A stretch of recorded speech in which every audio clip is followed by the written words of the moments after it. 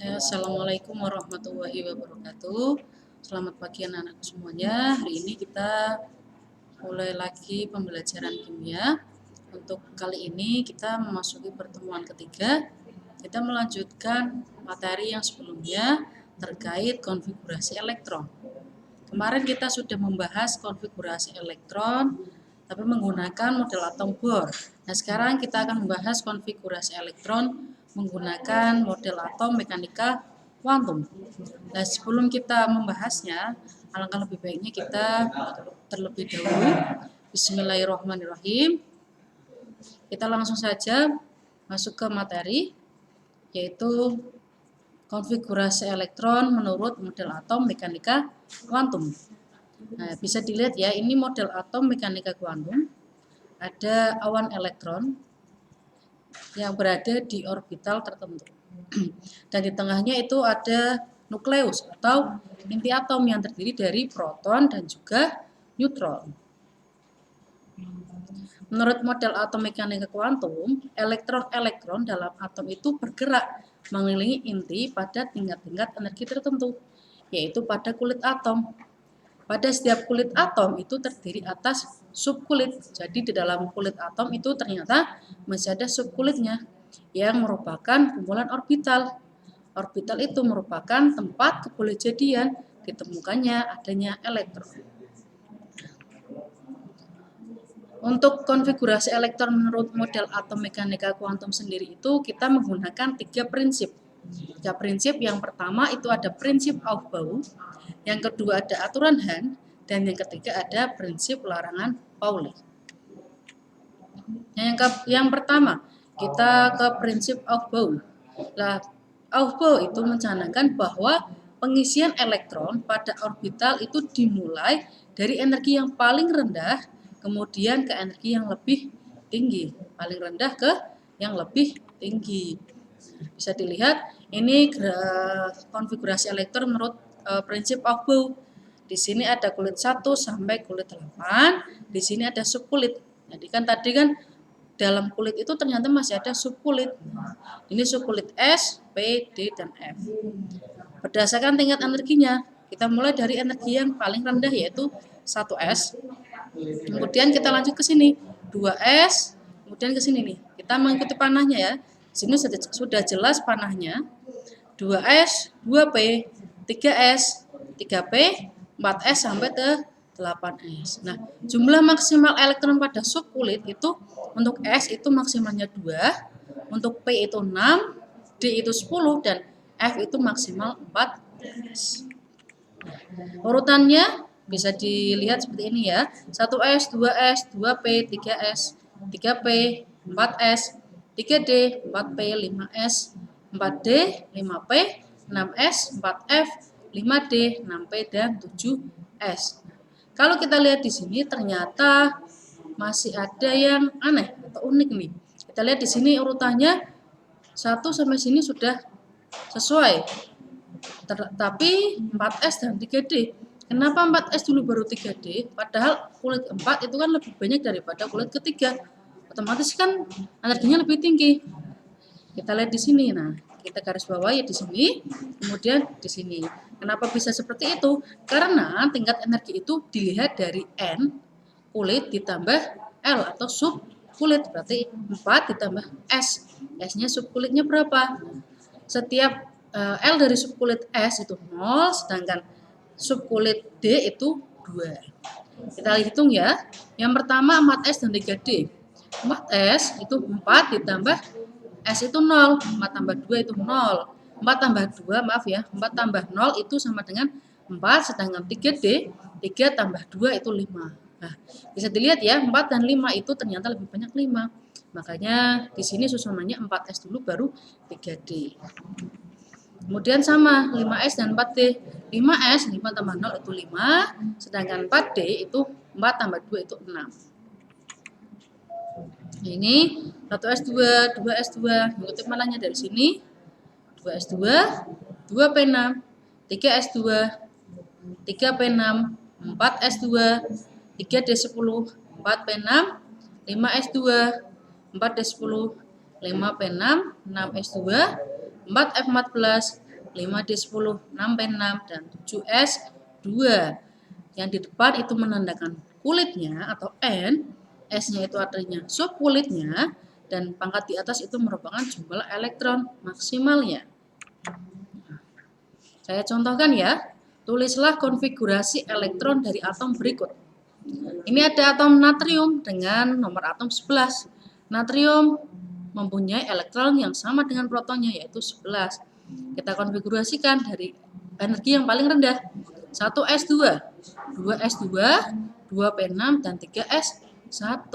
Kenapa 1? Kita jumlahkan yang di atasnya dulu ya. 2 tambah 2, 4, 4 tambah 6 itu 10. Karena ini 11 berarti kurang 1. 3S kan jumlah maksimumnya 2. Karena aku masih kurang 1 berarti S-nya cukup 1. Ini jumlahnya semuanya. Kita jumlahkan yang di atas berarti jumlah semuanya 11. Yang kedua itu oksigen dengan nomor atom 8. Berarti jumlah elektronnya juga 8. 1S2, 2S2, 2P4, 2 tambah 2, 4 tambah 4, 8. Magnesium 12, 1S2, 2S2, 2P6. Sampai sini sudah 2 tambah 2 tambah 6, 10. Berarti untuk mencapai 12 kurang 2. Setelah 2P6 itu ada 3S. Karena S itu maksimal 2, kita bisa mengisi 2. Dari 3S, 2. Jumlah seluruhnya adalah 12. Ini sudah pas. Kemudian klorin, nomor atom 17. 1S2, 2S2, 2P6, ini sudah 10. Habis 2P6 itu 3S2, 10 tambah 2 itu baru 12. Kita lanjut lagi, setelah 3S2 berarti 3P. Karena tadi kurang 5, P itu maksimal 6, berarti kita bisa mengisi 3P5. Ini jumlah totalnya adalah 17, sesuai dengan nomor atom dari klorin.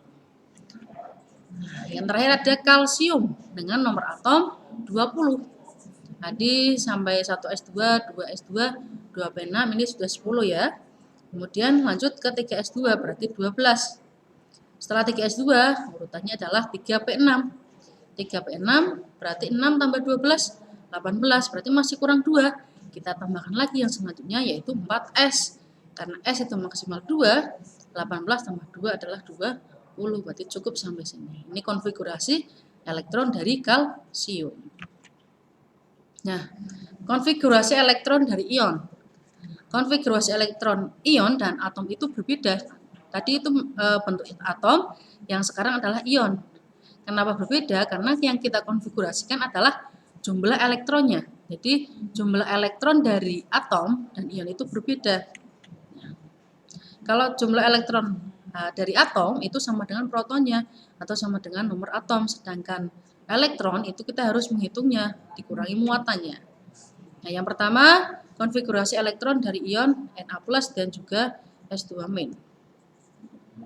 Nah, di sini yang pertama ada ion natrium. Ion natrium positif. Konfigurasikan dulu atom Na-nya. Na-nya tadi kita konfigurasikan 1S2, 2S2, 2P6, 3S1. 1 tambah 6 tambah 2 tambah 2 itu 11. Pas ya? Nah, ternyata jumlah elektron dari ion itu, ion Na+ itu 11 dikurangi muatannya. Muatannya adalah positif 1. Kalau tidak ada angkanya berarti 1. Jadi 11 kurangi 1 itu 10. Berarti elektron itu akan dikurangi 1. Kenapa 1? Karena di sini muatannya positif 1, artinya elektronnya itu elektronnya itu dikurangi 1. Proton dikurangi 1, itu akan menjadi elektron 10. Kita kurangi 1, karena yang paling belakangnya itu 3S, maka 3S1 itu hilang karena elektron dikurangi 1. Nah, 3S ini yang kita kurangi yang ini, 1. Ini yang menandakan jumlah elektronnya. Maka konfigurasi ion dari Na+ yaitu 1S2, 2S2, 2P6. Ini kan tadi ion Na+ jumlah elektronnya 10. Ini udah 10, 2, 2, 6. 10 jumlahnya. Kita lanjut lagi ya untuk konfigurasi dari S2-.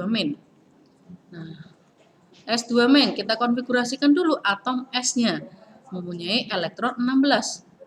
1S2, 2S2, 2P6, 3S2, 3P4. 2 tambah 2, 4, tambah 6, 10, tambah 2 itu 12, tambah 4, 16. Nah, jumlah elektron dari ion S2 min itu 16 dikurangi min 2. Karena 16 min ketemu menjadi plus, berarti elektronnya akan lebih banyak dibandingkan protonnya. Jadi jumlahnya adalah 18. Berarti elektronnya itu ditambah 2. Kita menambahkannya yang di mana? Yang paling terakhir.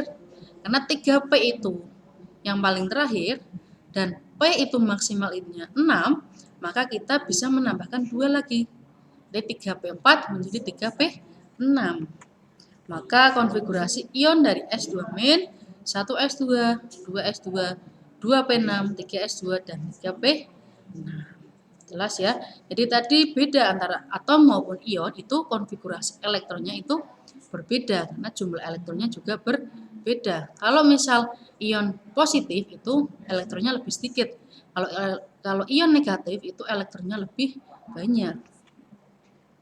Nah, karena tadi kalau pakai konfigurasi biasa itu terlalu panjang, kita bisa menyingkatnya. Menyingkat konfigurasi elektron dengan golongan gas mulia. Apa aja itu? Nah, gas mulia itu golongan 8A. Ini maaf ya, kurang ini 8A harusnya. Jadi golongan 8A itu ada He, Ne, Ar, Kr, Xe, dan Rn.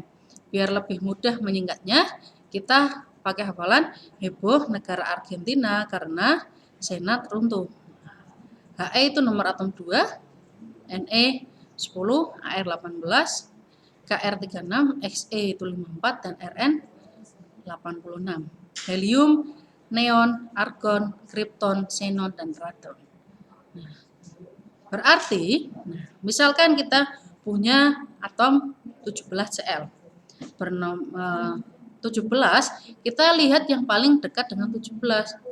Nah, kalau kita ngambilnya Ar itu nggak bisa karena di sini Ar 18, sedangkan ini 17, masih kurang. Berarti kita ya ngambil yang paling mendekati. Nah, berarti Ne, 10 Ne. Berarti kan ini udah ada elektron 10. Berarti kurangnya berapa? Kurang 7, karena ini 17. Nah, ini sudah mempersingkatnya dengan atom gas mulia yaitu Ne sebanyak 10 atom, 10 elektron ya. Nah, biar lebih mudah, jadi kalau kita mau mengkonfigurasikan setelah He, Ne, dan sebagainya, setelah gas mulia ini apa konfigurasinya? Nah, di sini yang He setelah He itu 2S2. Pasti yang di depannya itu S semua ya, 2S2, 3S2, 4S2, 5S2, 6S2, dan 7S2. Nah, setelahnya ini kita menggunakan yang ini. P 2 kali, DP 2 kali, dan FDP 2 kali. P 2 kali, DP 2 kali, dan FDP 2 kali. Nah, ini biar lebih mempermudah. Berarti setelah He itu pasti 2S2. Setelah Ne itu 3S2, dan seterusnya. Setelah Ar 4S2, 3D10, dan seterusnya. Setelah Kr ini dan Xe. Jadi seperti itu. Jadi kita lanjut lagi ke contohnya ya. Setelah 17Cl kita konfigurasikan dengan gas mulia, itu kita sudah mendapatkan Ne dengan nomor atom 10. Nah, setelah Ne itu ternyata 3S2. Berarti 3S2 dan 3P harusnya 6. Tapi karena ini masih kurang 7, jadi 3S2 berarti 3P5. Seperti ini. Ini lebih singkat daripada yang tadi. Nah, kita lihat di sini ya. Tadi Cl kan terlalu panjang. Nah, kalau pakai ini, pakai gas mulia ini lebih singkat dan tidak terlalu panjang. Nah, sekarang latihannya silakan dikerjakan. Tulislah konfigurasi elektron dari atom dan ion berikut ini. Kalian bisa menggunakan konfigurasi elektron biasa maupun konfigurasi elektron gas mulia. Ini ada atom 4 soal dan ada ion 3 soal. Silakan ditulis dan nanti dikirimkan ke saya. Nah, ini ada 7 soal. Nah, setelah ini kita lanjut lagi. Ini kan baru konfigurasi elektron. Nah, untuk menyempurnakannya lagi, ada prinsip yang kedua yaitu aturan Hahn. Aturan Hahn itu apa? Pengisian orbital yang setingkat elektron-elektron tidak membentuk pasangan lebih dulu sebelum masing-masing orbital itu terisi sebuah elektron. Jadi tidak boleh berpasangan terlebih dahulu sebelum orbitalnya itu terisi 1 buah elektron. Jadi yang orbital yang masih kosong itu tidak boleh ditinggal. Ini jumlah orbital pada masing-masing subkulit. S itu satu orbital, ini kotakan yang satu ya. Kita menggunakan kotak ini, satu orbital. Subkulit P itu 3 orbital, 1, 2, 3. Subkulit D itu 5 orbital. Subkulit F itu 7 orbital. Nah, contohnya konfigurasi elektron dari nitrogen nomor atom 7. 1s2, 2s2, 2p3. Kita pakai yang tadi aturan Aufbau. Nah, ini 2p3. Kita gambarkan diagram orbitalnya. Aturan Hahn ini untuk menggambarkan diagram orbital. Kita mulai dari 1s2. 1s, 2s, 2p. Yang pertama 1s itu terisi 2 elektron. 1, 2. 2s juga 2 elektron. 1, 2. 2p itu terisi 3 elektron. Berarti 1, 2, 3.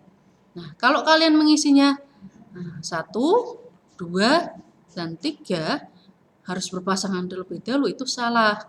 Jadi setiap kotak itu harus terisi dulu masing-masing 1, baru bisa berpasangan. Jadi nggak boleh ditinggal. Jangan berpasangan terlebih dahulu sebelum semua terisi minimal 1 elektron.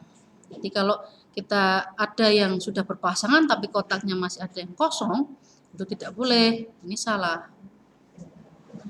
Nah, itu tadi diagram orbital. Sekarang larangan Pauli. Nah, untuk menyempurnakan konfigurasi elektronnya, satu atom itu tidak boleh ada 2 elektron yang mempunyai 4 bilangan kuantum yang sama. Apa itu bilangan kuantum? Nah, nanti akan kita bahas. Nah, bilangan kuantum itu ada 4.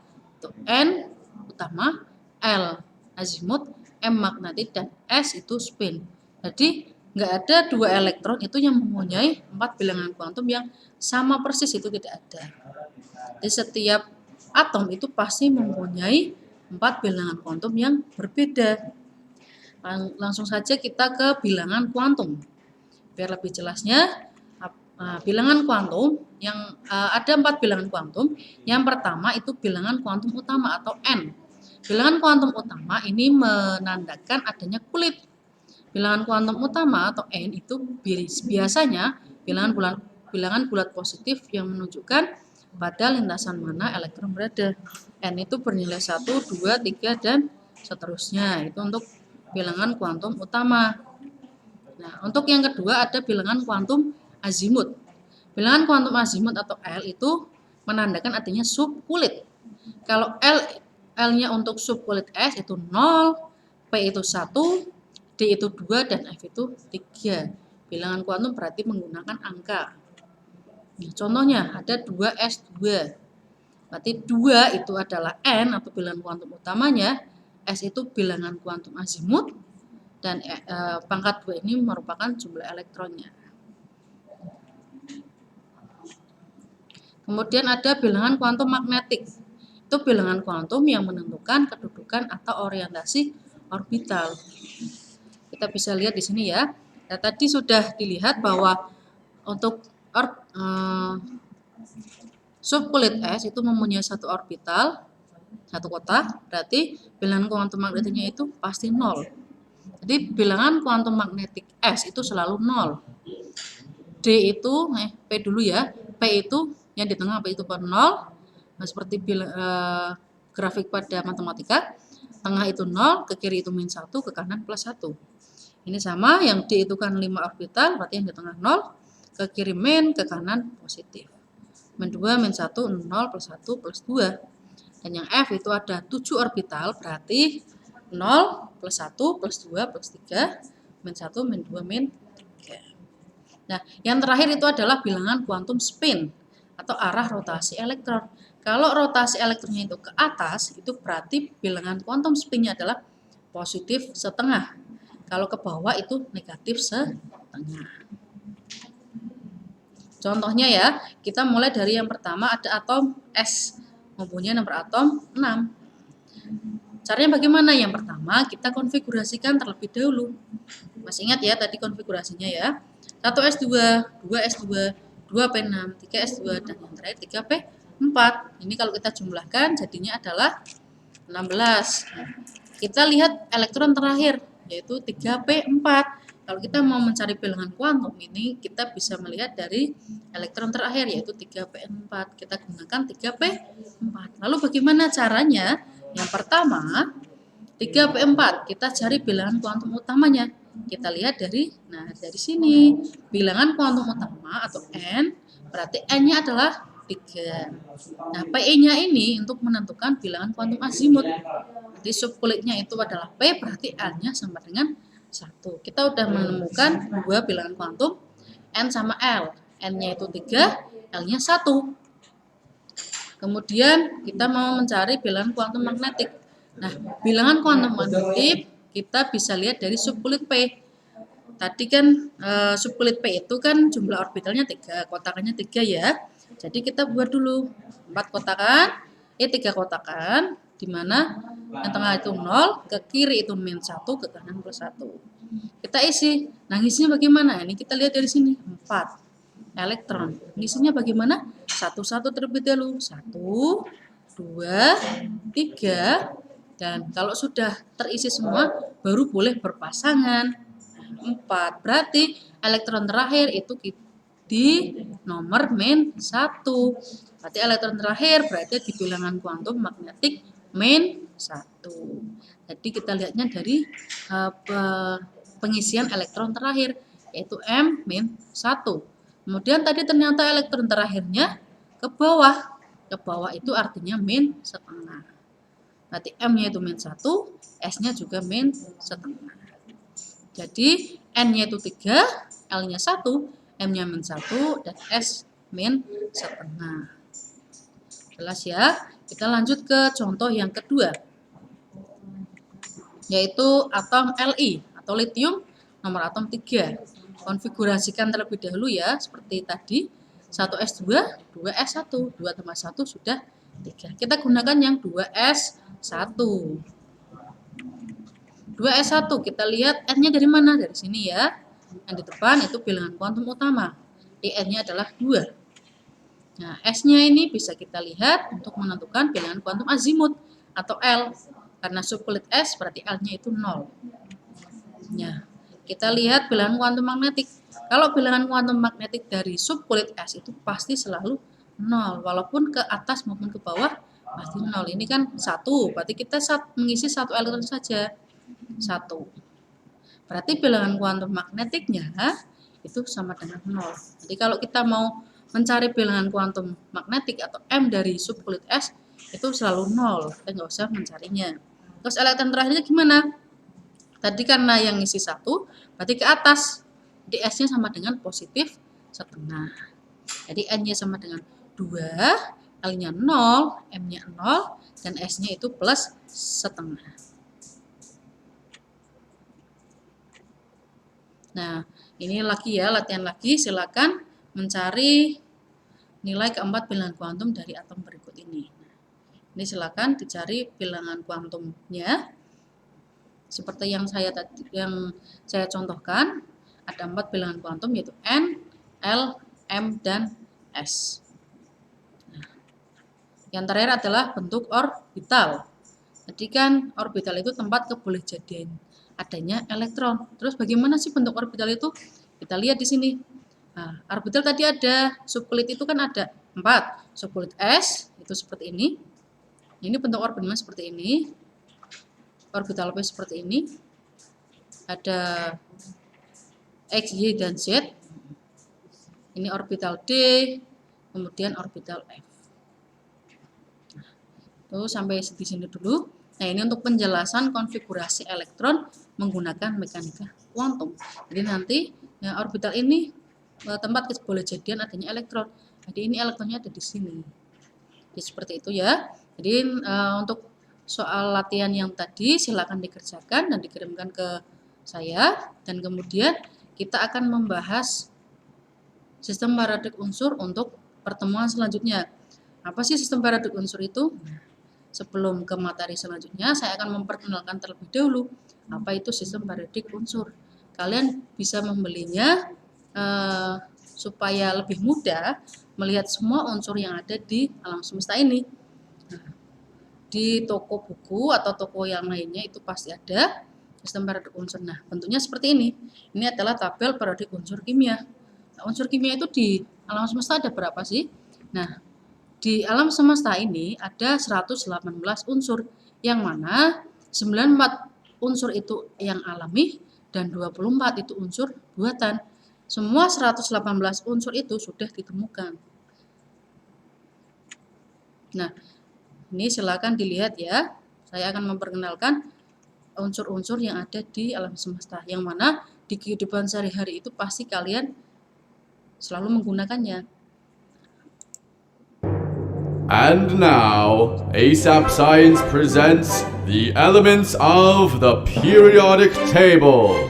There's hydrogen and helium, then lithium, beryllium, boron, carbon everywhere, nitrogen all through the air, oxygen so you can breathe, and fluorine for your pretty teeth, neon to light up the sign, sodium for salty times, Magnesium, aluminium, silicon, phosphorus, then sulfur, chlorine, then argon, potassium, and calcium so you'll grow strong, scandium, titanium, vanadium, and chromium, and manganese. This is the periodic table, no gas is stable, halogens and alkali react aggressively.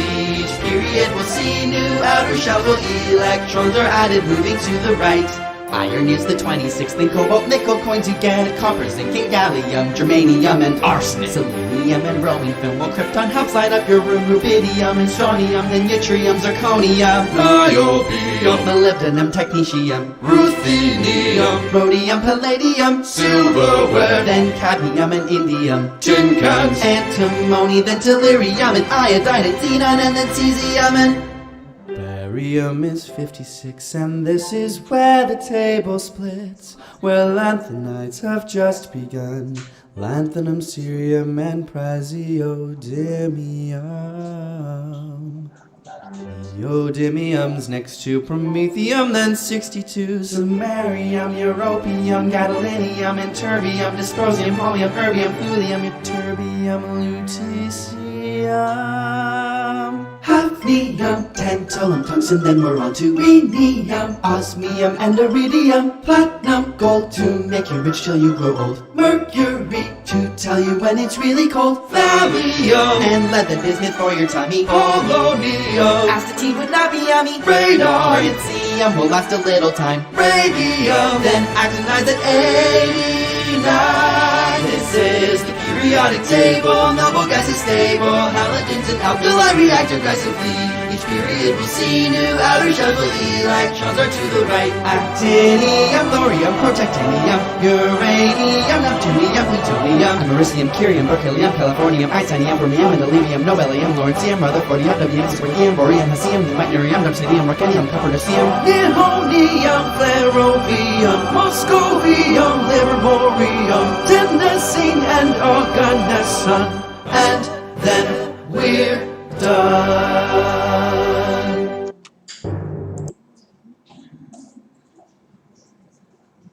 and Aluminium, rhodium.